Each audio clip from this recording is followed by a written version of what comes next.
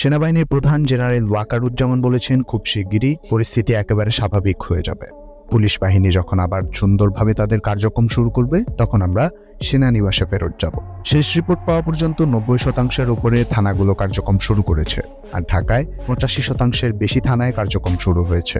এই পরিস্থিতির আরও উন্নতি হবে। দেশের আইন শৃঙ্খলা পরিস্থিতির উন্নতি আশাব্যঞ্জক।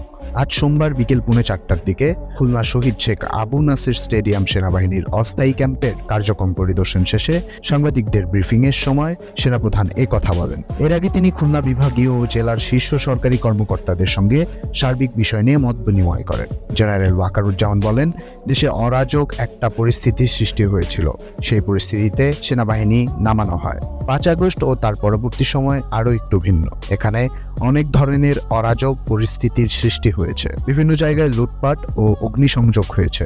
সেই পরিপ্রেক্ষিতে সেনাবাহিনী কাজ করে যাচ্ছে। পুলিশ বাহিনীর ওপর আক্রমণ হয়েছে। পুলিশ বাহিনীর সংখ্যা 2 লাখ।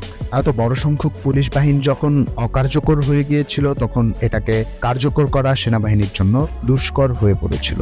তবে আমরা আমাদের কার্যক্রমের মাধ্যমে সুন্দরভাবে এই পরিস্থিতিকে নিয়ন্ত্রণে নিয়ে এসেছি। আমরা পুলিশ বাহিনীকে প্রোটেকশন দিচ্ছি।